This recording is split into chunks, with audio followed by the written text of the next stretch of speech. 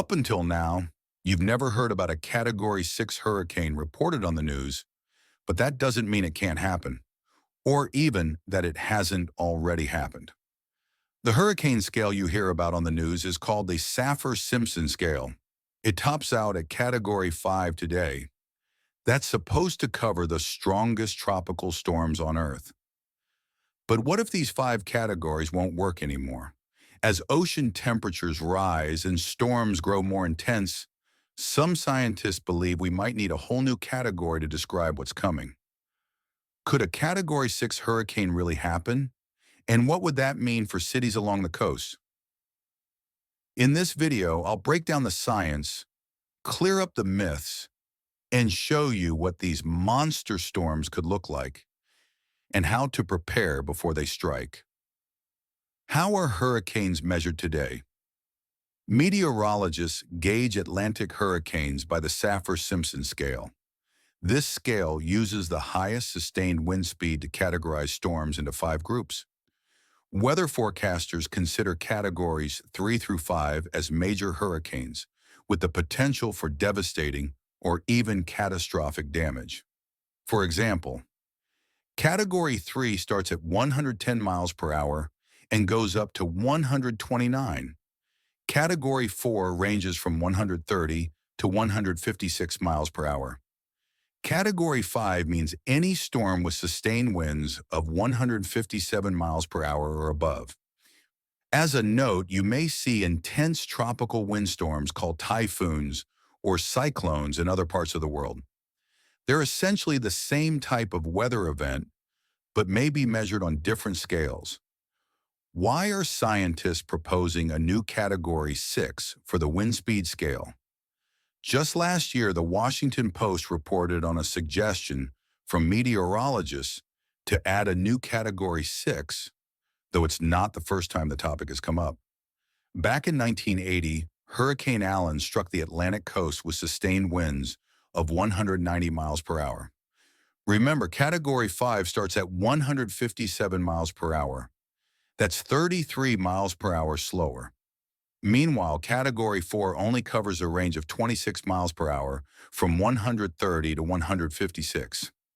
More recently, Hurricane Patricia raged off Mexico's Pacific coast with maximum wind speeds of an incredible 215 miles per hour. This record might have gained more attention, but luckily the hurricane had weakened to Category 4 by landfall. Of course, hurricanes also spawn violent tornadoes.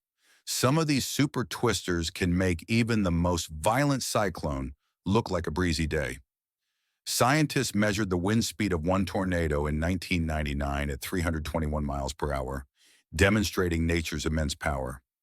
Are hurricanes growing more frequent and more intense? According to NASA scientists, climate change has warmed the oceans. In turn, hotter water has fueled more Category 3, 4, and 5 hurricanes in the past 40 years than in previous decades. Even looking all the way back to the 1800s, researchers have found increased tropical storm activity over the years, including more major hurricanes. What's more, the Earth's still warming, with the 10 hottest years on record happening within the past decade. It's still getting warmer, storms are increasing in frequency and intensity, and some storms have already surpassed the Category 5 threshold by a huge amount. It hasn't happened yet, but it's fair to predict that authorities might add Category 6 to hurricane charts in the future. What would a Category 6 hurricane look like? A Category 6 hurricane making landfall would have enormous destructive power.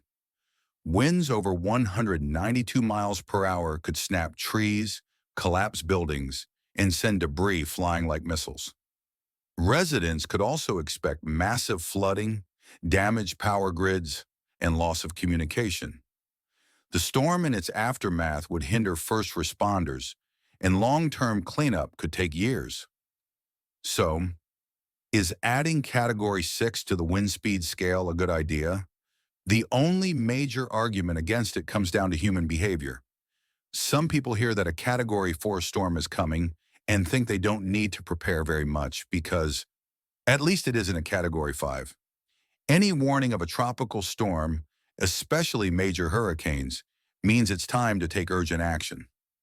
Authorities may advise some residents to evacuate, but they usually tell most people to get ready to shelter in place. Evacuation means getting everybody packed up and ensuring you have transportation to reach your safe location. Preparing means stocking up on emergency supplies and making plans in case you must go without power, transportation, or communication for several days. Both evacuating and preparing take effort. Some fear that a Category 6 label might cause people to minimize a lesser storm, even if it's still extremely dangerous. People might wait to take action until it's too late.